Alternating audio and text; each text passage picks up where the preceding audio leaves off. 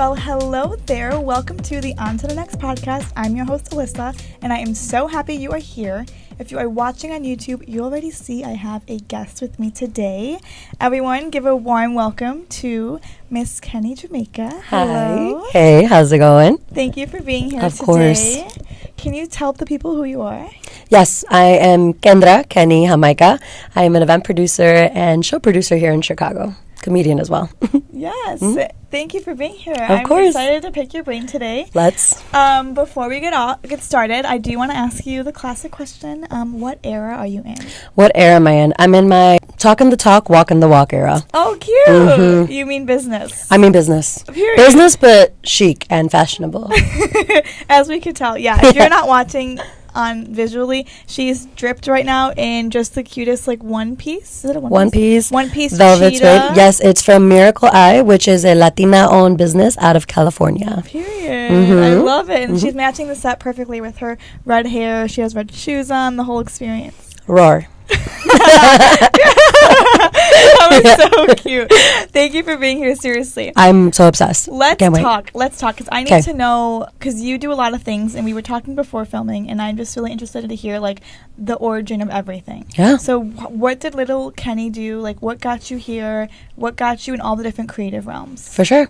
Well, little Kenny for sure knew that I was meant for something. I loved making people laugh. I wanted to be on stage. I was a choir kid, but quickly fell into sports because I'm queer. So that was pretty much the start of it. And then right after I left college, I knew that I wanted to do comedy, and I can always tell that I'm not doing well when I talk about things more than I'm doing them. So hence the walking the walk, talking the talk. Talking the talk, walking the walk era. Yeah. But I remember, I was dating this unsavory person, and they had left some money at my apartment. We had a bad breakup, and I took that money and bought my first improv class, and I never looked back. Oh, yeah, literally. I was not expecting and that. I swear to God, so my first improv class free, because improv classes are pretty expensive for those of you that don't know. And so I took my first class, and in that first class, my teacher was casting a show, and I auditioned, and he cast me, and so I just kind of started snowballing and have been in comedy ever since 2017. Amazing. Oh my God. Last 7 years. Yeah, what a story. And they don't even know that they, helped your career. No, well, if you ask them, they will take credit for my start of my career, but that's not true.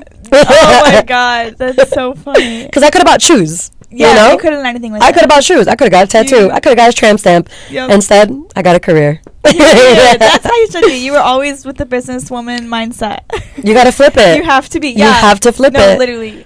That's so funny. I wasn't expecting that. Origin. Okay, well, that's beautiful. I love that for you. Where did you start at comedy? So I took my first class at the Annoyance Theater here in Chicago. Cute.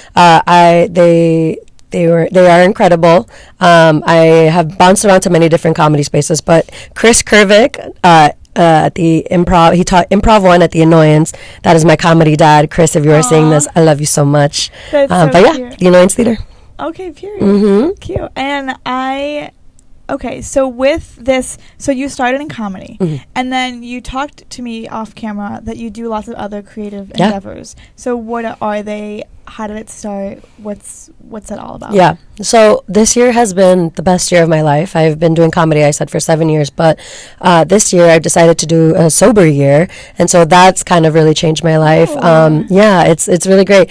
I was someone that just kind of needed to reframe my relationship with it. I can talk about this till I'm blue in the face, but it's very much like the escapism versus the celebration with drinking. I think that for a lot of us, it's really easy to just kind of throw some back and keep partying until you're having so much fun, and then in the morning you kind of mess up your whole day because you're so hungover.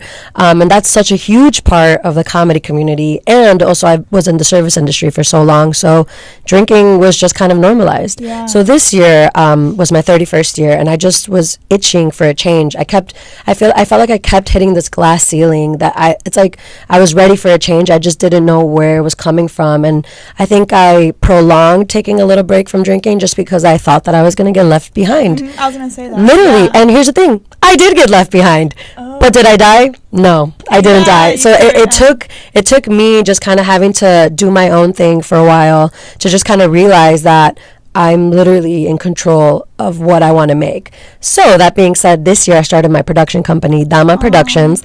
My middle name, my full name is Kendra Damaris Jamaica. Okay. So Damaris is Dama is short for Damaris. So that's my production company, and essentially we focus on just curating events for Black, brown, queer, sex positive folk, and just to give them a space to be celebrated and to be seen and find community. Yeah. So that has been my baby and just my passion. And yeah, there's tons of events that we throw. Should I jump into those, or should we? Yeah, Okay, bet. So Dama Productions is the bigger umbrella, but we also started this comedy collective called Escándalo, which we run out of IO. And Escándalo is an all Latina cast. We're a big cast. We're about 18 of us now, and we rotate. So you're never going to see the same person, but essentially it's a weekly show, and I produce, I book, I make the graphics, I host, I do the tech. You know, we're really doing it, I know, but I truly love it. But it has really just grown and transformed into something that is outside of comedy. It feels like, to me, and I might be biased, but I want people to feel like by coming to the show, you will find out the who's who in Chicago of Latinas. You know, like we've had many drag performers. We've had a lot of musicians come through. We've had puppeteers. Did you know puppeteering is coming back? I actually met someone last week, and I was like, wait. And he's a full-blown, Okay. He's a Spanish man, so give him the love. No, I will give him the love and credit, but like, that was like so random, and I'm like, what do you mean? He's like, I've been doing it for 40 years. And I was what? Like, since, I'm like, where? No, that's what I'm obsessed with. Good for him. We have these two Latinas that are younger. They're in their 20s, and they're just bringing it back. And so they do sexy puppeteering. They're incredible. So shout out Chio, shout out Mariana, Pizza Haha, or Zahaha. They are incredible. So anyways, we had just a number of people come through, and we just had our end of the year Escándalo, like recap dinner, and we did a little pie chart, and it was, we had about 14 different Latinidades come through on Escándalo. So it's incredible, and you can follow that or find out all that information on my page. So that's the first one. The second one that I'm very much proud of, it's called Chisme. And for those of you that don't know, Chisme means gossip, but it's not always negative. We do our best to change the narrative that, you know, Chisme is what keeps us safe. Chisme keeps us informed, you know. It's like that's how traditions are passed down through generations, is through Chisme. And so we just had our end of the year show this past weekend, and Chisme is an all queer, all Latina lineup. So you're always going to see, again, the who's who in Chicago. And then the co-host Spencer and I, Spencer Diaz, that's my bestie, but we dress in all animal prints. We like are really loud. We have our red lips. We have our hoops on. We're inviting everyone to share their anonymous chisme with us. We have an anonymous chisme hotline, so people don't have to like get in trouble. So exactly. And people got really juicy with it. Some people, since it's anonymous, we don't know who they are, but someone filled it out, and we're like, the prompt is, what's your fake name? Who is this about? What is the chisme, and what did you learn? And the chisme was about themselves, that they had been hooking up with their brother-in-law. And we read that out loud. Wait, brother-in-law. So their sister's husband. What? Yes. I like couldn't figure out and the math is nothing. What? I know, literally. And so in that space, like, it's anonymous, so it felt crazy to know that someone in that room. Oh my gosh, someone in that exact room, because we QR code it. Yeah. So it's just scandalous, and it's fun, and it just gives a space to queer, you know, women and non-binary and just folk in general. Yeah. To kind of just feel celebrated, and that's all out of Dorothy's, which is a lesbian bar here in Chicago. Yeah. So we're really proud about that, and just many other events, but the third one, and we can move on, but that I'm really passionate about. So in my sober year, one of the things that I really want to focus on is activities outside of the nightlife, right? Because we're moving into a generation where people don't want to be out late at night anymore. Yeah. They don't want to drink till early in the morning. So it's like, so how can we still include them to be seen? Yeah. So we started a creative networking series, and it was really special. Obviously, everyone's included, but it was predominantly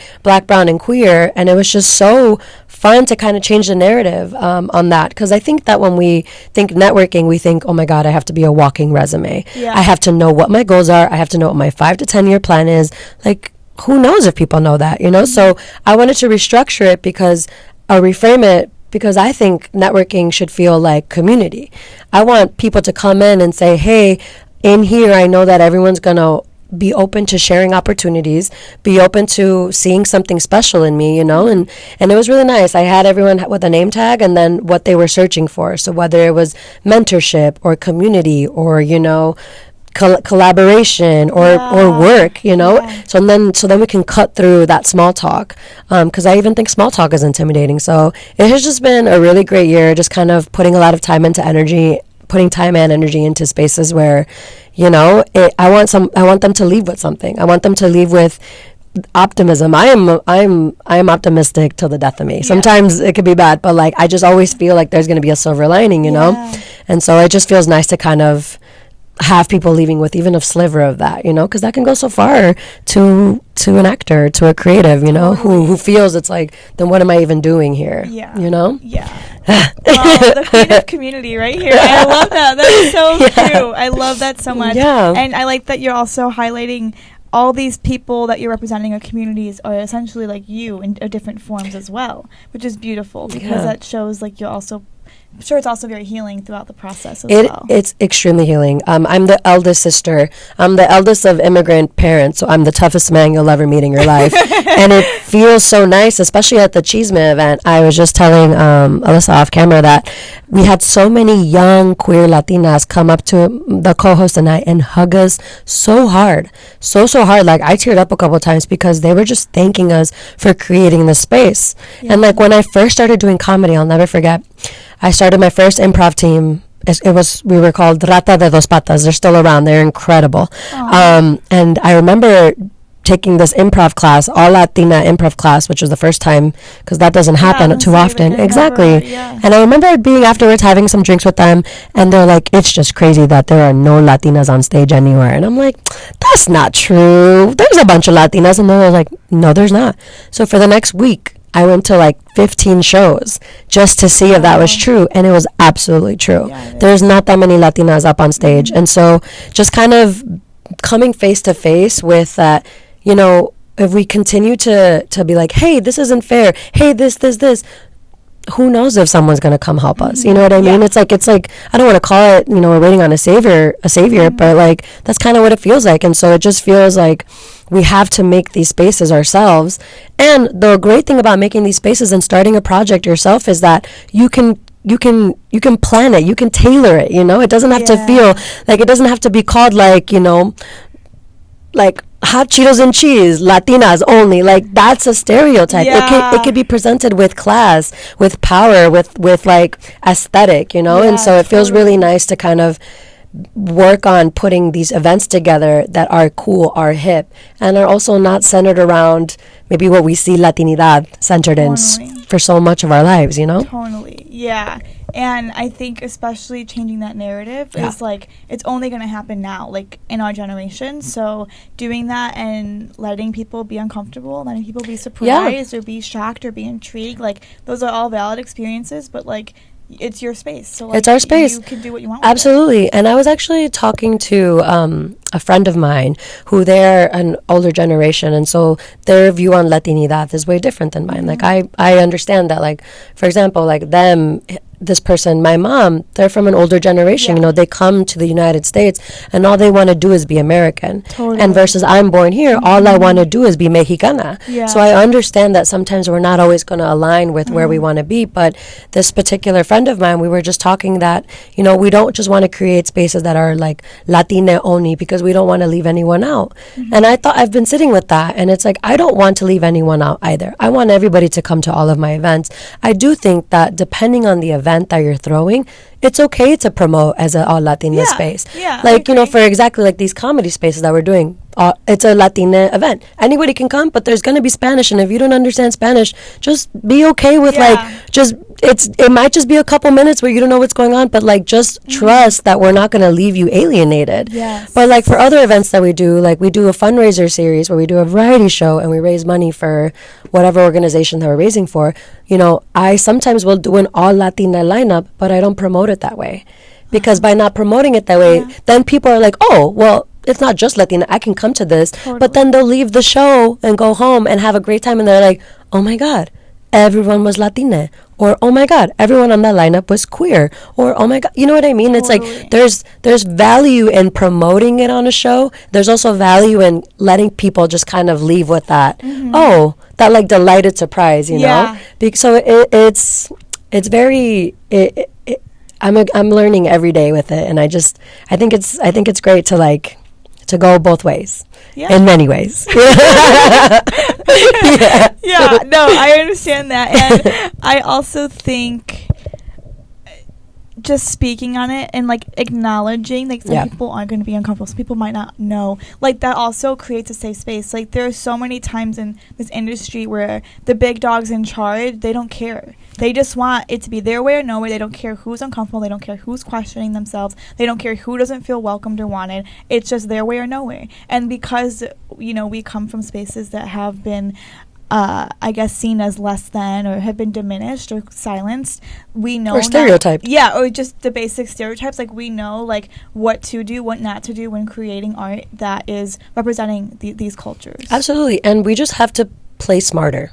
Yeah. I was also talking to one of my castmates who's on Escándalo, and he is a whiz at PR, and we were talking that just like some hard truths, you know, that's like moving into the future, perhaps cancel culture and woke culture are not going to be at the forefront anymore. And so instead of shaming people into like seeing our way, we just have to be smarter about it. You know, like I'm no longer going to like shame someone into being like, that's not the right way to say it. Like, no, instead of alienating them, you know, it's also not our, you know, job to fix anybody, but like we're just going to get more bees with honey than we are with vinegar, you know? And so I just want to also continue to move in that direction, because I want this to be a resource for anybody that needs community. You know, we are focused with Latinidad because I want to put Latinos have been on the map. We've been here forever, but we're having a resurgence right now, and we were talking about this, that it's just so cool to see like your family and owning this company. Like they're the only Latina owned like talent agency in Chicago. That's so impressive. And we were just part of Latinas Acting Up, which is an organization that's based out of California, and it's just getting all Latina actors to find community within each other. And it's so important to do them now, and it feels like I'm not even working. It feels like I'm having so much fun and just kind of bringing in other people to be excited about what their creative process and community can look like, you know. So there's a way to do it without alienating, you know. And I think that's beautiful. And I think, you know, it is a thing of like, it's unfortunate that we have to like think about it this way, and how we have to work smarter to show that we are worth it, I guess you could say. But I mean, all we can do is be smarter, like you said. Like we just have to know the next steps. And it is a thing where you do have to work harder, but I mean, at least we have the honor and the privilege to be able to create these spaces. And to be also self-aware of this, like to know like, this isn't fair, this isn't imbalance. It's like, what can I do to fix this imbalance? Absolutely. This gray area that no one talks about, or whatever that looks like. And I think that also it's very easy to like fall to this like existential crisis, right? We there's so much craziness that is happening in the world, and we're like, well, how can I make a difference? And it's in spaces and thought process like this, right? It's like, it's sharing resources. It's sharing the chisme of what spaces are safe and unsafe. It's creating workshops so that we can empower other people to understand it. And so that's where I feel the most like I'm making a change. Like I said, and just being in spaces and having a direct impact on whoever attended the show is like is good enough to make me feel that I'm making a change. And as long as I continue to hold space and be mindful of the people that I'm kind of envisioning for these events, then I'm doing my part, you know? Then like I don't have to succumb to, oh my God, but within the world, it's like, within the world there's so much, but in this room, we all fam. That's so cute. I really want to highlight when you said how you kind of are almost taking the concept of like chisme and making it safe, a positive thing. Absolutely. Because my whole life, obviously, it's like, oh, like you know, like you hear all the tea or the gossip or whatever, and I like how you said like a lot of like generational stories and like ideas get brought up through, you know, talking and over the years. And I also think that what I'm learning more as I'm growing up and being a young woman in this world, you know, you have to speak up about the negative things as well to keep others safe, like you said. And I think that's so beautiful, and it's also not as common. I think there's still lots of taboo. I'm like, wait, you're gonna go to like see that guy or that girl, or like, oh my God, like, well, have fun, like, not like, hey, like, keep an eye out, like, Absolutely. this happened to me, this happened to a friend of mine, and it's like, oh, well, she's gossiping. It's like, no, she's warning her and she's protecting her to keep her, you know, to give her all her options and resources so she's not blindsided. Absolutely. And I think that's really important that you kind of word it that way also. That's a community feeling, totally. Yeah, well, it's also staying like ahead of it, right? It's our word. It's a Latina Spanish word. Yeah. And so to allow those outside of our community to kind of weaponize it against us, totally, it's whack. All caps, whack. And so it's in these spaces, and for the first timers to the show, because we have a slideshow and we have an oath. It's very much like, we the chismoses of the world, you know, vow to keep each other safe. And we invite everyone to say it with us, because we want to remind everyone and invite people to feel, hey, just know that this word at its core is our tradition, is to be passed down. It's information, you know. It doesn't have to be. And I'm going to quote something that, you know, we went to this Latina Acting Up meeting, and they said something that really resonated with me. The two founders, they said, you have to be careful how you speak about other Latinas, because that's how they perceive us. Yep. They perceive us as catty. They perceive us as being like negative chismosas. They perceive us as like being like envidiosas, like envious, like, and we have to be very careful. And this is another way to be smarter, right? Like, sure, it might come out and you never know, you know, who you're talking to, but that's just like rule number one when you're in this industry. Yeah, of course. You got to be careful who you're talking to, because everyone is connected.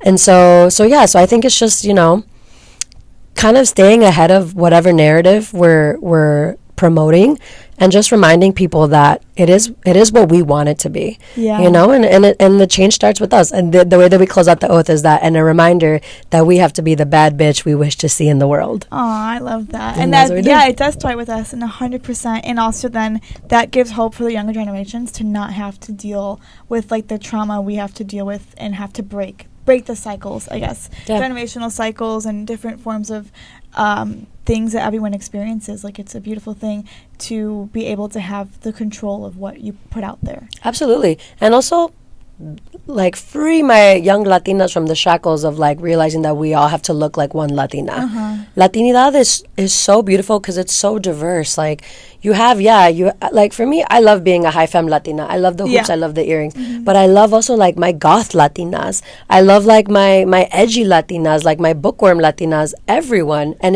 that's what's also so special when you're in rooms with a bunch of Latinidad, that you're looking around and you're like, okay, we're all in common because we have this here, but look at how different everyone looks. Look at all the different interests that people have. And I think it's capitalizing on that, like finding ways to collaborate within each other only strengthens our Latinidad, but also diversifies it. You know what I mean? All these different projects get to come out of it that don't have to look the same. Or like our token, you know, your token, Sofia Vergara, if you ever watch this, I love you so much. But you know, like the token Sofia Vergara, you know, like not everyone looks like that. And this is the age where we can all look like however we want. 100%. Literally. And that's representing multiple communities without even trying, which is a beautiful thing. Because here we are talking about like the young Latinas overcoming this trauma that we went through. You know, we all went through these awkward phases, but like, I mean, she's not Latina, but this is why Chaperone is so important, because she's a Midwest queen. Like, she's a bunch of Midwest girlies that can't relate to the LA girls, that can't relate to the New York girls, but they have representation. I think it's all about that. I think it's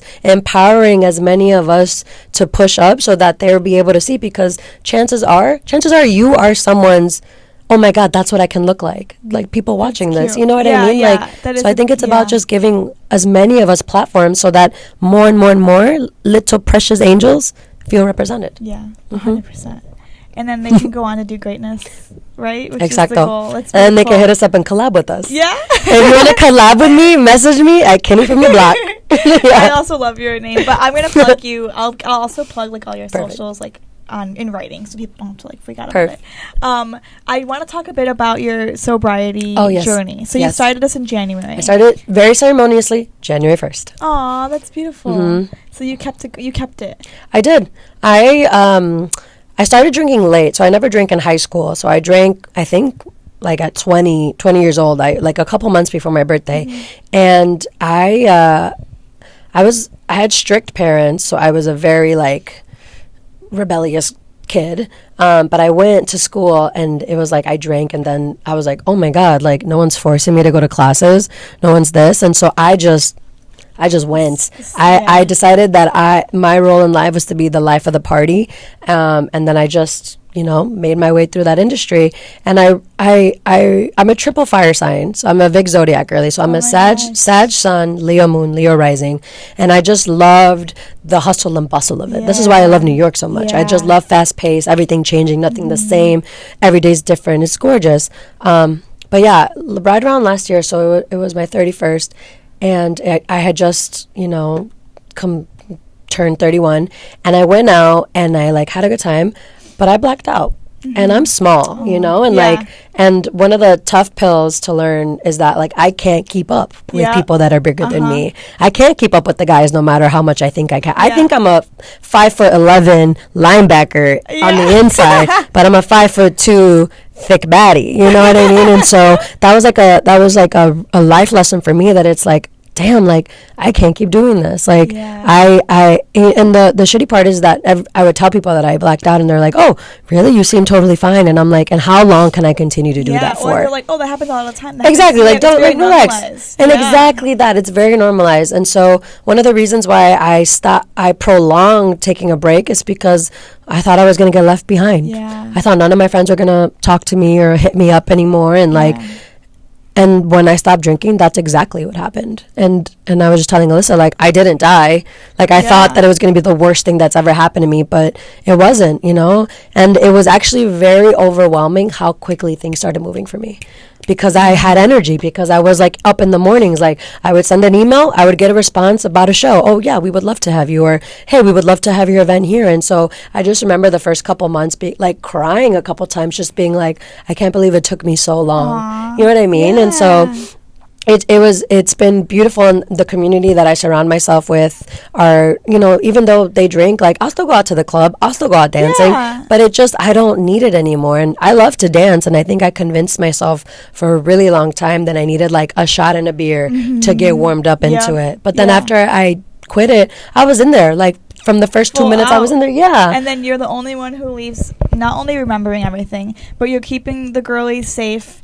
You look picture perfect still. Like, she thought I was 26. I literally, I'm 32. She said she's 32, and I gasped. I literally thought she was like my age, like in her mid to early 20s. I just thought you carried yourself like you were more mature, so I thought maybe 26. You know what I mean? Yeah. But yeah, you could have passed her 22. That's the trauma. That's why I'm a little bit older than I am. Honestly, you're older for your age as well. 100%, like, mentally, emotionally, But yeah, no, it's been really great to just to have the sober year, and I've only remembered 2 times where it's been tough, and those 2 times were when everyone else was drunk, and it's like double Dutch, and I just couldn't get in on the conversation. And then I'm like, man, I feel so tired. You know what would help right now is if I was just a little tipsy. But then it just made me really realize that it's the social aspect. Like, my body doesn't crave it. For the last couple of months that I was drinking, nothing sounded good to me anymore. I had to be like, what do I want to drink? So in this year, it not only has transformed my life 100%. I'm never one to want to push people into sobriety, because that's not the way it's going to happen. It's just one of those moments where it's like, you just have to see, right? Like, some of us can't even picture life without it, because we think the world's going to end. But I encourage, even if it's for a month, to start there, because no one has to be as black and white as I am. Like, I just was like, and honestly, only about like 22% of like New Year's resolutions that start on January 1st continue to go, but it's just what I needed from my life. And my friends asked me, if I'm going to drink in the new year? And at first I was like, no, I'm not. And they're like, that's very black and white. And I am always talking about how I can't live in black and white. So it was kind of funny that I would apply that to this. So I think in the new year, like, if my stepmom, she's been dying to have a bottle of wine with me, or like if someone's buying a really delicious bottle of champagne, I'll do it. But my days of chugging White Claws, gone. Like, and also, I mean, you probably save so much money, too. So like, going much out, money. You can just get a water and a lime. No one will ever know. I feel like for me, too, in college, I definitely, we were drinking Monacos. Like, crazy. Classic. I'm also, like... I like that you say Monacos, because some people say Monacos. I know. I never said Monacos. Monacos, me too. Okay. Well... I'm also 100 pounds. Like, I cannot be chugging 3 Monacos and not blacking out. Absolutely. And we were doing it every weekend. Like, no one questioned it. Same thing with BuzzBalls. Oh my God, I had a BuzzBall once, instant blackout. Really? Instant. I didn't finish it because I knew I was small. Well, because it's like ridiculous. It's crazy. To, like, pace yourself, but like instant. And that is so, like, the thought of that is just so scary and like gross to me that I multiple times in public with girlfriends or with friend groups or with new people that I'm meeting for like the first time accidentally black out, because I feel like I'm taller than I am, and because I'm always so like walking with my head high. Yeah. But I'm like, no, we're the same height, and they're like, no, I'm 5'9". I'm like, oh, I'm literally 5'1". Like, okay. So I think in a positive way I have a lot of that confidence in myself to think I can keep up with everybody, but like you said perfectly, like, you can't always, and just physics, like, we physically cannot, and after about a year post-grad, I had like my first long-term breakup, like during like a few months after graduation, so I was back out with the girlies every weekend. We're at clubs, we're meeting boys, we're giggling, like, we're doing whatever we're doing.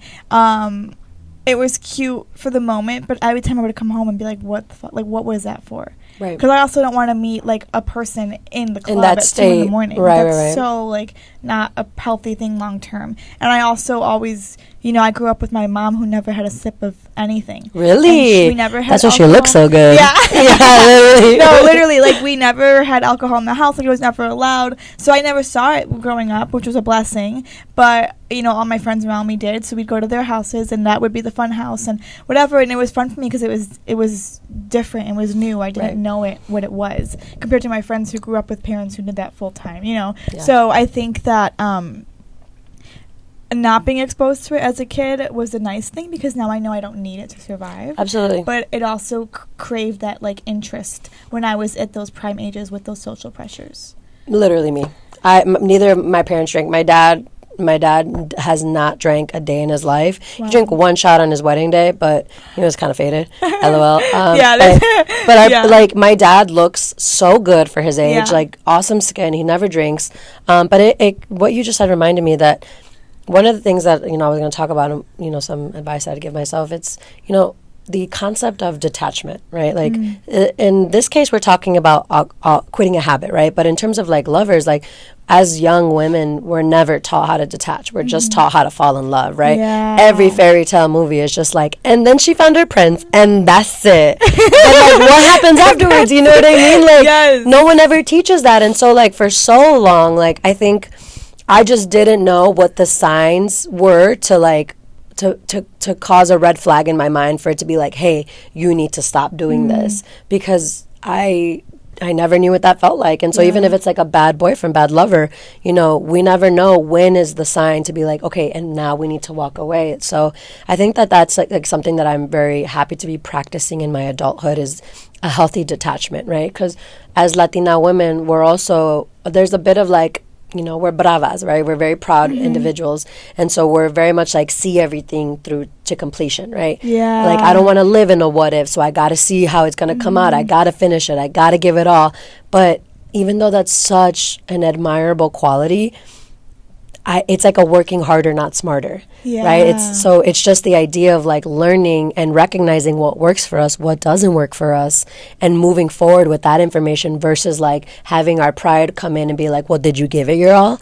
Why do we have to give it our all? Like, oftentimes it's hard to come back when we give something our all. Totally. Oh my God. I love that so much. Yeah. I have been big on my like therapy journey with my detachment style. Wait. Are you an anxious or avoidant, or? I'm more so avoidant. Okay. Yeah. I'm avoidant if it's not in front of me, but if it is in front of me, I'm like, let's fucking deal with it and be done. Mm-hmm. So I'm like 2 extremes. Me too. And are you both? Or? Me too, yeah. I think it's same thing what you said. It's like if it's out of sight, out of mind, avoidant. I can do that, like, but if it's like right here, like if I have an issue with my friends, I need to solve it. I need to solve it right 100%, now. 100%. I do too. And that also could be a bad thing, because then you're solving these conflicts with someone who's also on edge or on spiked up, right? And then there can be impulsive things that are said. So I'm learning difference. My therapist gave me a book called it's like some attachment book. So is it white cover with red? It's a white cover with pink and it's like different colors. Oh, pinks, okay, cool. Yellows, because I feel like there's like a classic book that all therapists recommend for attachment styles. But that's what I'm thinking about: white cover, red, and I believe it has like rings on it.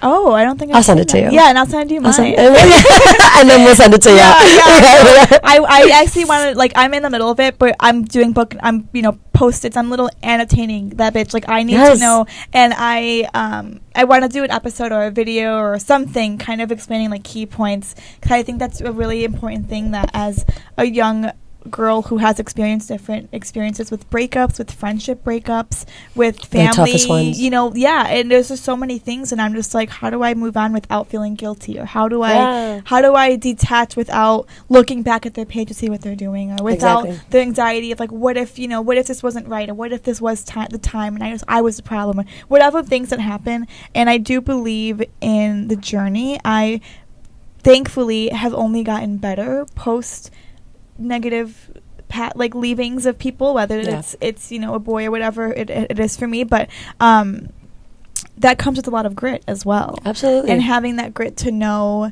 when to let go, when to be done, and again, it's not talked about. And my grandparents, very traditional Hispanics, have been together since the beginning of time, and like, maybe that wasn't the best for one of them. And that's a whole other like generational trauma thing that I definitely do carry. That because it's not even on the table. Yeah, it's not an option to leave, and to have my grandpa passed away 10 years ago, and when he had passed, my grandma all of a sudden is an artist, and we're like, what's going on? She has. I love that. Yeah, and we're like, what's going on? And she's this amazing artist. What does she do? Paint? She's draw. Painting is her main thing, but drawing. Encanta. Yeah, and oh my God. And we're like, Grandma, like, what is this? Where are you? And we're like, what the heck? And she's I've like, always loved to do it. I've always done it. I just didn't have time when I was full maintaining and like having a wife. Yes. Yeah. And that's like incredible. And that's beautiful. But to me, I'm like, she was maybe 59, 60. My grandpa passed when he was young. He was 61. But, no beef, no hate. Like, absolutely, like, love him, obviously. But as a young girl seeing that, I'm like, oh, my God, is that what happens when I have a man in my life? Yeah. Like, that's terrifying. And that's a lot of fear and trauma and, like, things. A fear of commitment, too, then. A fear of commitment, a fear of, like, oh, my God, what if he sucks my whole life away? What if he sucks my creativity? Like, and I had a lot of those conversations with people. I definitely grew apart from a lot of people, whether it was friends or, lovers. Like, I definitely grew apart from people. And a lot of it was just for me growing and me not wanting to lose my spark. And I think that as especially women, especially Latina women, like, you don't have that opportunity always. You have to be the one thing or nothing. Absolutely. You're either the mom or you're the sexualized girl next door. Like, there's literally no in between. Madonna or the whore. Yeah, no, exactly. And I resonate with everything you're saying, and like fucking little tabs started opening in my window as you said this. I'm going to start with this about how you said there's this fear about like being with a partner. I lived with one partner in my entire life. Okay. Living with an ex is the worst experience, one of the worst experiences you could have, right? Because it's like you're not able to go home and like recharge because you're like, oh my God, my ex is going to come in, I'm going to come in. It's just terrible. And so to that and having this fear, whenever I tell my friends this too, when you're going to move in with a lover, a boyfriend, a girlfriend, a partner, it's not just about how much they love you and you love them. Mm-hmm. Are they a good roommate? Yeah. You know what I mean? Those are little signs that we can kind of like equip ourselves with so that we're not blindsided, right? It's this fear of being blindsided. You're like, is this going to come out of nowhere? Am I going to miss the signs? The signs are everywhere. The signs are everywhere. We just have to know what to look for. So this is what I'm talking about in the chisme, in sharing, in like passing this down, like this fear of being blindsided, like, don't worry, like there are signs. We just have to know what to look for. You know what I mean? So I have a feeling that when you find someone, it's gonna be, you're gonna have this feeling of obviously feeling safe, because I'm going through this right now. I have been so masculine and dom and strong and fuerte my entire life that I'm with a partner now who treats me so softly that it brings out this femme energy of me that I didn't know that was in there. And so I think it's moments like that, right? And so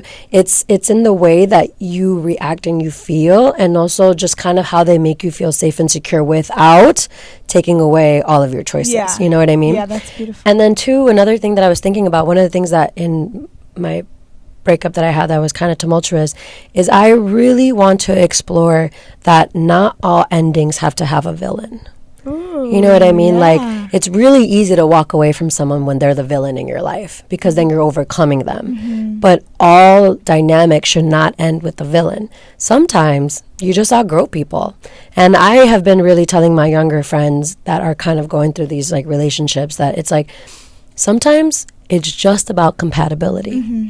Are you guys compatible? Because then it's not about how much you love each other. Then it's not about like if you guys are, someone's too good or you're not right. It's just compatibility. For some people, they communicate the same way you do. For some people, they're naturally like a morning person or they naturally, you know, have the same habits that you do. And when you find individuals like that, whether it be romantic, friendship, collaboration, you find that things happen like this. Yeah. Because they just make sense. Versus like if you're trying to make something fit that's not meant to fit, then you're gonna constantly feel this resistance. Totally. And you're gonna kill yourself trying to figure out where is it coming from. When it's like sometimes it's just like, hey, like instead of making a partner, let's say, and I'll speak for hypothetically, let's say I had another partner. I love my partner. Hey, let's say that I kept looking for a quality out of them, but that's just not something they have. Like I'm an extrovert, right? Yeah. So I want to be with extroverted people. Yeah. Instead of making my hypothetical introverted partner feel bad because he's not extroverted, let's just realize that I'm looking for an extrovert. Instead of making that person feel bad, like making them feel bad that they will never amount to where you need them to be. Like, let's just call it what it is. Like, hey, maybe this isn't the best, and it's gonna be shitty, and we never want to admit it. And especially like we want to make anything work because we're strong and we can make anything work. Yeah. But why does it have to come at our expense? So that's what I was saying. It's like if we give everything to something, then it's so hard to bring ourselves back from that. So maybe I would recommend going into any type of relationship, friendship, collaboration, whatever, with knowing what's negotiable and what's non-negotiable. And who you are is non-negotiable. You have to continue to be yourself in order to even bring in someone else, because if we don't know who we are and we're figuring it out with someone, that's still beautiful in itself. Like, I'm not knocking any of that relationships, but I want everyone to be okay and know who they are if someone enters, leaves, disappears from their life, you know? Because then you're always going to be good, you know? That's so good. That's beautiful. Yeah. Oh my God. I mean, a lot of this, like my mom always preaches, is like, you have to be good on your own so nothing affects you. Like, so you're not lost, you know, wandering if someone leaves or if someone stays, whatever. I also like the compatibility concept of like, I think that a lot, especially when you're younger, you try to force people to fit in these boxes that they just don't fit into. Yeah. And instead of admitting, like, you know, you're not the problem, it's just you're not what I'm looking for. You're not what I need in long term, or we're just not a good match. Yeah, like it's so, and it can be so simple as that. Yeah. You can stay friends. There could be no beef. There could be no drama. Yeah, I think like my first like long term relationship, it ended. I mean, I definitely think, you know, we were outgrowing each other slowly, but it ended in a car in a conversation of us being like, dude, what are we doing?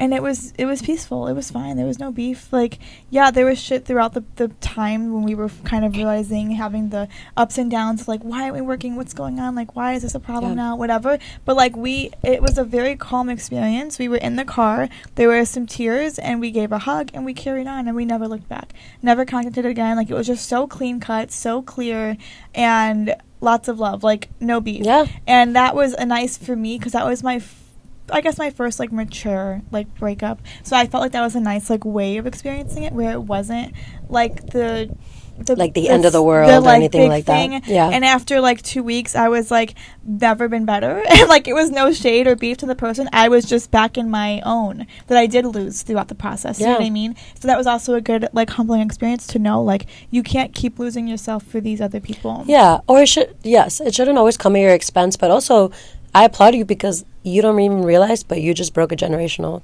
curse right there. Realistically speaking, I feel like, hello, telenovelas. Yeah. There's always this dramatic. There's always this like, how could you? Oh my God. But in just having a cool, calm, and collected conversation and honoring feelings, you just did it. Literally. And so it's in moments like this where we choose not to lose ourselves, or when we choose, and one of my favorite quotes is giving without boundaries is self-harm. And so that's something that I'm very mindful of now. I love my friends. I will go to the end of the earth for my friends. But if I'm not putting a limit or a boundary as to what I can give, then there's going to be resentment, right? Like I'm so about boundaries and open communication, and I always say that growing up is realizing that life is literally just a series of cliches. Life is just a series of cliches, like point blank. But yeah, no, it's boundaries and open communication. And real quick about open communications, like especially in getting into the business sides of things, and I don't know if you can relate, but I understand shit happens. Yeah. I understand if someone can't make something, if they can't do a project, if this no longer seems there. I get it. Yeah. But the older we get, and I'm encouraging younger viewers, work on that communication, because sometimes we think that, oh my God, I don't want to disappoint them. Oh my God, I don't want them to hate me. When if we just have a quick like, hey, I can't do this, no problem. But it's when we let things run on. It's when, like you were just talking about, how you got to the point where it's like, what are we doing here? Yeah. It's when we let things run on that they get uncomfortable. Totally. When we know, we know. And especially for women, our intuition is one of the strongest things on this planet. Yeah. We know when something's not working for us anymore, whether that be a relationship, friendship, whatever. Like, Totally. so just listen to moments like that. And, like I said, some of you might be the first time in your guys' family that you pick yourself, that you pick your happiness, that you pick not to do something that your family wants. And that's so exciting. So I just encourage that. And that's okay. Yeah. Too. You don't have to explain yourself. You don't owe anyone. As I'm getting older, my biggest thing is I don't owe anyone anything. Literally. Like I owe myself to do what I want. I owe my family, my friends, the love and whatever I give them. But it's me choosing to give it to them every single day. Yeah. It's not me being forced to. Indebted or obligated. Oh my God. Yeah. And that was so good. I had something else that you just said, but that was no. That was and my little so sister, well she's younger as well, and she's the only girl in that household now besides my mom, because I'm not there anymore. And she's a Pisces, so she can be a little emotional. Aw, I'm a Pisces. You too? Yeah. Oh, okay. When's your birthday? March 6th. Okay, cool. She's the 10th. Okay, cute. She's a twin. But she would get really frustrated, and there'd be a couple times where I have to sit with her, and I'm like, hey, you gotta be strong. They're doing this to get a little rise out of you. You gotta be strong. Yeah. And then as she got older, she's strong now, but then she couldn't articulate herself. Then she would communicate, I'm upset, but then could not articulate that. Yeah. So then my next challenge for her was like, listen, you need to explain how you feel, because the older she gets now she articulates herself so well. So when she gets upset, she can say why she's upset. And then if she feels like it, come up with the solution. But it's also about that, because one, no one ever talks about our feelings in a Latina household. Like explaining therapy to my parents was... Silent. It was a learning curve, exactly. Yeah. And so I think it's it falls upon our generations, because again, it's not about shaming our parents. A lot of them a lot of them have trauma that we would never even be able to survive, or know about because they don't talk about it. Exactly. I have ADD, so I'm going on a tangent. No, I know. I'm overthinking. My friend, this is what she did, and I've been wanting to do this. So she lived in Texas. She went to Texas, had a conversation with her dad, and she's like, Dad, tell me about your childhood. And she recorded him. But she's like, that's probably the only time I'll be able to hear that conversation. Yeah. And so a lot of us don't know where our parents came from. So maybe we do that. Maybe we are like, hey, Mom, Dad, can I have a conversation with you? Set a little record and just ask them about their childhood. Yeah. Because even though it might not change our lives, just having a little bit, because I think that's what therapy is, right? It's having awareness. Yeah. It's realizing what's happening so that we can move accordingly. And a lot of us want to get closer to our parents. Maybe they don't know how. Maybe we don't know how. Yeah. But I think it's in moments where we can find common ground instead of being like, why don't you know this? Or why don't I know this? So I think it's just moments like that. And that was my tangent. No, that's beautiful. Yeah. I have a few thoughts I'm trying to get to, because there was a lot of gems. Yes. So with your friend, there's actually we're filming before Christmas, but this will be up probably maybe the day before Christmas, or maybe New Year. Okay. But basically, no one's gonna. This is not ruining a gift. Okay. Basically, I got my mom, my aunt, and my grandma all books that is called like "Mom, I Want to Hear Your Story." I saw and that. Then I was thinking about it, and I'm like, oh my god, I'm gonna get the Spanish version for my grandparents. Yeah. Like that's their first language. That's a lot easier for them to communicate in. So I'm gonna get them that for them, and it's like a more indirect way. Exactly. Of like, because I know like my family comes from a lot of trauma, and like I know if I'm just like talk like it's a bit like You're we right. need to mentally, physically, emotionally prepare for those conversations because Yeah. I don't even know what I'm gonna oh my god I'm getting excited.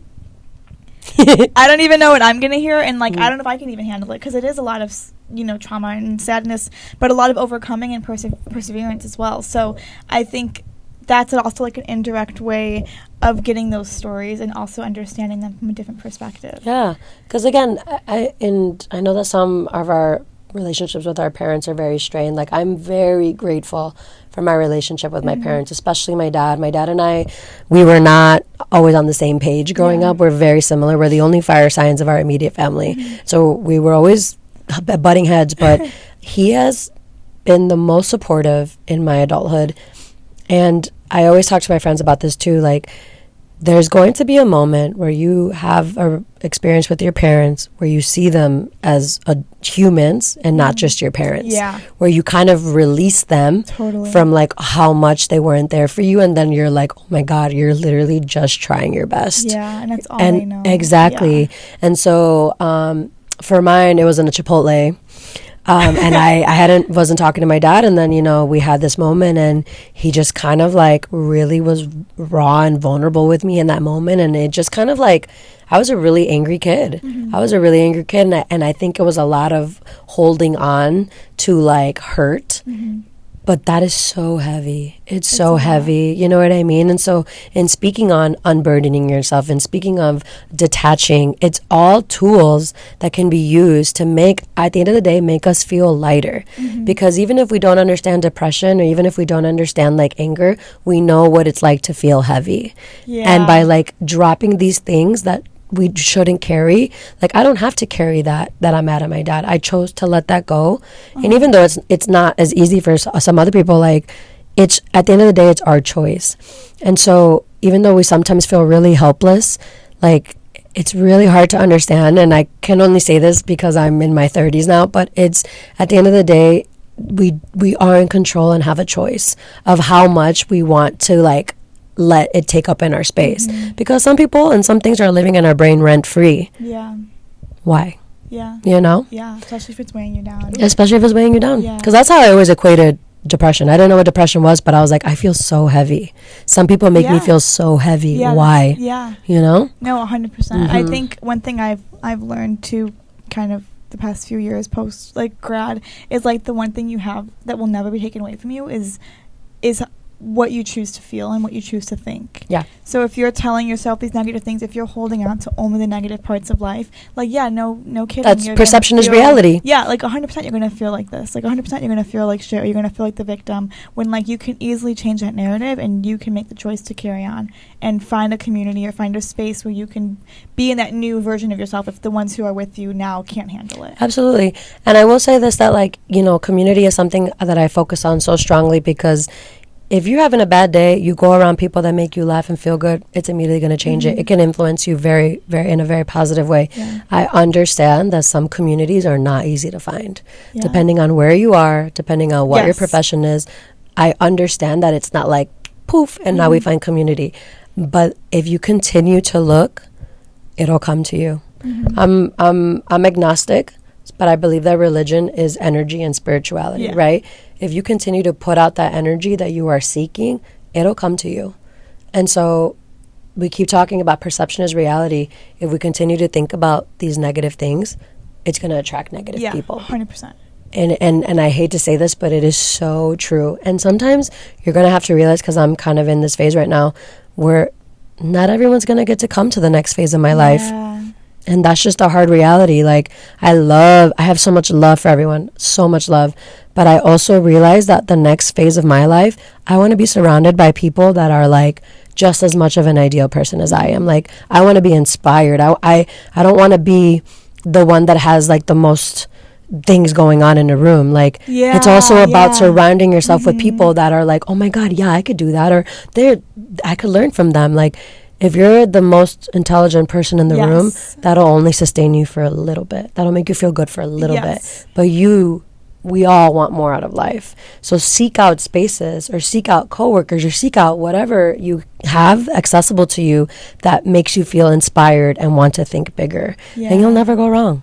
100%. Yeah. I learned that at a young age, being in this industry and being also a dancer. Like, I always wanted to be the worst dancer in the room, because that means I'm only going to get better. Exactly. If I'm the best and the star of the room, like, okay, great. Then where are you going to go? I'll feel cool. I'll feel good. I'll feel like I was worth it. And for the hour, you'll feel validated. Sure. Yeah, but then if I'm that. But is that sustainable?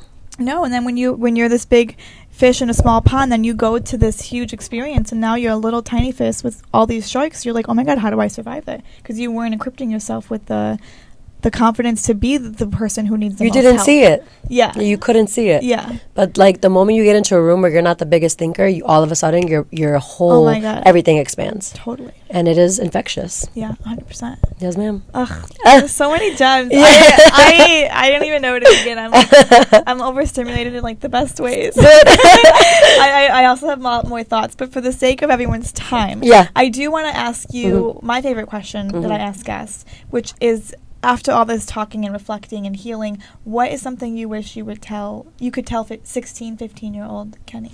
Yeah, so we already touched about this, but it is how to detach. It is kind of, I wish that I could just, like, have someone that I'd be like, hey, that's not good for you, or hey, that's not working, because that saves us so much time. So if I can give myself some advice, is know when it doesn't feel good to walk away. Oh, period. That's beautiful. And that, I know it's that people probably hear that often, but until it clicks, like, you have to keep hearing it, because it can sound so much easier said than done, and it is. But, like, once that clicks, like, that saves you from so much. Really, and it's not just romantic relationships. It can come from a workplace. It can come from a friend. It can come from a teacher. Whatever. Totally. If it doesn't feel good, your body is telling you it does not feel good. And it's up to you to do with what you will with that information. Yeah. And you have only the options of staying or going. And if you, honestly, the leaving part, once you're gone, like, you're gone. Like, you don't have to keep going back. It is a thing of, like, ripping off the Band-Aid. Like, you have the control to fully leave and be done. You do not have to keep coming back. You don't have to explain yourself. My favorite thing, I heard this maybe 6 years ago, and it was when podcasts first started, and it was a woman, I wish I could remember who it was, but she was a woman podcaster that I always looked up to. She was older, though, so I felt like she was more like a mom, talking. And she said her new thing when she says, oh, okay, I remember, from the lady gang. And you're not old. She's just, in my eyes, I was like 20 hearing her, and she's probably in her 40s. But the lady gang, one of the women on the lady gang, she said her new thing that she's saying is, instead of saying no when they ask why, because a woman always gets asked why, she's saying, it doesn't work for me. Because what can you do after that? And I remember I was like 18, 19 in college, and I come home to my, my roommate at the time, and I'm like, oh my God, like, how we're both people pleasers? I have a new thing. Let's just say this doesn't work for me. And that can mean mentally, physically, emotionally, spiritually, or financially, it can mean time, financials. It can mean the day, like anything. It can mean anything. But, like, I remember I started integrating that slowly, and I was in a lot of different groups in college. I was in a lot of leadership roles that I held. And anytime someone said they couldn't do anything, I never questioned them, because everyone's journey is different. I think one thing that you also learn is, like, how nothing is personal. Everyone's on their own journey. If you can't come to something, if you don't want to show up, even if you just don't want to, like, just say so. Yeah, and you can say an excuse to make yourself feel better, or to make the other person feel better. That's fine, but the point is like, you don't have to owe anyone that experience. And if you need to walk away, like, you can do so with your head held high, and that doesn't make you the bad guy either. Yeah. Because that's also your own experience and your own journey. Absolutely. Period. I agree with that 100%. Thank you. Yeah. And I think it's also just, like, important. It's like, because you said that you might have some younger viewers, like, and I tell my sibling this all the time, like, you're older for a lot longer of your life than you are young. Yeah. Like, you are only young for maybe, like, 25 years of your life. Yeah. And then we grow to, like, 70 or 80. And so just hang on and know that, like, your reality will be what you want it to be. You'll be fully in control of that sooner than later. So just keep it. Just hang on. And this sounds rude, but like not everything is that serious. Like the stuff I was dwelling about at 16, 17, I can't even tell you what it was because it was so minimal compared to life itself and compared to all the other opportunities and good and bad things that I experienced post that. Yeah, and I think a lot of that comes, especially for like, I'll speak for myself, but I was always comparing myself. I'm like, I don't have that, I don't have this, I don't have this, I don't have that. And now I do. And so that's what I'm saying. It's like you will be able to be in control of what you fully look like, what you want to wear. You'll be able to rebrand yourself. Yeah. There'll be a time for it. Just continue to like carve out and take care of yourself, and you're going to be way more ahead than some of us who kind of never took the time to just kind of take a breather and be in our body. So again, easier said than done, but I have hope. I'm optimistic. I love it, and you can tell you're irradiating. So I appreciate that. Thank you. I feel like we could talk for 3 more hours. Yeah, but we have the time. We'll do a part 2, maybe. Yeah. Wanting more. I will do another jumpsuit. Yes. Do you have any last minute questions for me, or anything you want to promote, say, talk about? Any final? Messages? We would love if you just follow our Dama Productions. We're also very much interested in partnering with any brands that kind of align with our Latina younger crowds. We have something really special on our hands, and we think it's important for more and more people to see it and feel connected by it. So please reach out to us if this is something you'd be interested in. We are willing to work with anyone as long as you align with us. And then for you, a question: why do you think continue to have platforms to empower women and creatives is important? Oh, that's so beautiful. I am someone who is very, very blessed to have the strongest, most powerful, positive-minded, open-minded mom. And to have a mother, she raised 3 children, 2 girls, 1 boy. She gave us all equal attention, all equal love. I mean, I'm the oldest. I naturally became a second mother, but I like to imagine, considering how amazing our relationships are as siblings. Like, we never had jealousy. My sister's 3 years younger. We never fought, ever. If we, I'll be snarky, she'll look at me and we'll start laughing. I don't know what space she created for us, but it was so powerful where we knew the end goal was each other and our community that we had in our own little home. And going out to the world, going to college, going to high school, and seeing all these girls that I was always a girl's girl. I was in the dance team. I was in choir as well, all woman choir at one point. I was a theater kid. I I was on the pom team. I was in a sorority. Oof. And I'm in these spaces where it's all women. Right. And first of all, blessing to find those spaces because it's not always easy. But second of all, I'm here and I'm like, why are you guys all being assholes? Mean. Why is everything a comparison? Why is everything when she walks away, now you're rolling your eyes, or, oh, you're not wearing this brand and you're not good enough for us. So there's just so many little cliques and cliches that I think women just fall into. I also was always one of the minority women in the group. I grew up in a predominantly white neighborhood, so that definitely made me be more aware of whoa, when I come home to a 3-generational household.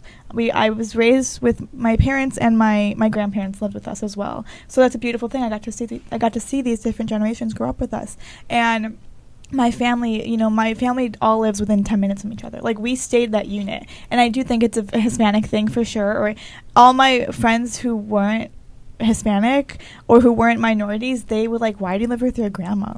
And I'm are you is she living in your house, or are you living in her house? There was always those stigmas of those little things. And I think just knowing that everyone can naturally lead negatively because of their own insecurities and their own fears and their own self way of looking at themselves that isn't good enough, to me just shows that it starts when you're young. When you're young, you have to have a safe space, you have to have a foundation, you have to be told good things about yourself to be able to grow and to be able to explore yourself. Yeah. And I think for me, obviously, I'm biased. I have a lot of love and a lot more care and tenderness towards women. So I'm like, respectfully, like, I don't need another man to tell me I'm pretty, another man to tell me I'm good enough or I can make it. Like, I want all the girls telling me that. That's more empowering to me. So just if there's any type of space or platform where we can talk about these things, I have a little hotline as well. People can send in questions or you know, answers, or they can ask for story times or whatever. And just knowing people are listening, or especially when this podcast started, I would get DMs, multiple DMs daily from just girls I've never spoke to before, girls I had classes with, girls I was in choir with, never spoke to past that. And they're like, Alyssa, this changed my life. This one line you said, I still think about from 2022 when you said it. Little things like that just makes a difference. And I think that this is a man's world, unfortunately. We live in a man's world in the sense of the way the world is made. It's not made for a woman to survive, let alone a woman who isn't white, essentially, or who isn't privileged financially, because being white doesn't mean you're only privileged. That also, if you come from an area where you're not financially stable, where you're not financially free, like, there's other differences that you can, you know, there's other things you have to experience in life that can make you have grit. But the principle is, I don't want to keep living in a man's world. I think that women, when they're together, it is a scary thing because they're so powerful. That's why they keep us like that. And that's why they like that we pick me. They need to pick me. Exactly. So that was the world's longest answer to a very simple question. And that was beautiful. And there's so much more behind this, but at the end of the day, I just need the girlies to go to sleep at night knowing that they are worth something, and that their and they have someone in you. Their thoughts. Thank you. Yeah. And also, you're pretty and you're going to make it. From a girl. Oh, thank you. I appreciate that. Yeah. So that's all. I want just one person to hear it and to know, like, that they're worth something, and that they can be creative. They can put their content out there and not be afraid to, you know, just let what happen. Incredible. I'm gonna say one last quote that I do at all my shows. Please. Life is not about finding yourself, it's about creating yourself. Oh, I'm like, everyone clap. I'm like waiting for a crowd to clap. You could put the audio in there. You could do a little clap in there. Okay, we're gonna do a little clap. That's beautiful. Thank you so much for being here. Thank you for having me. I appreciate you. Yeah, this has been a blessing to have, you know, just a beautiful presence to come in and also just speak so many amazing things that women need to hear, or people need to hear about women. Thank you. And I hope to meet some of you. Message me. Yeah, definitely. I will post all of your plugs and everything. But for those who are listening, thank you for being here. You know the drill. Like, comment, subscribe, post, share, repost, tell the girlies, tell the boys, tell your friends, tell your mother, whoever needs to know.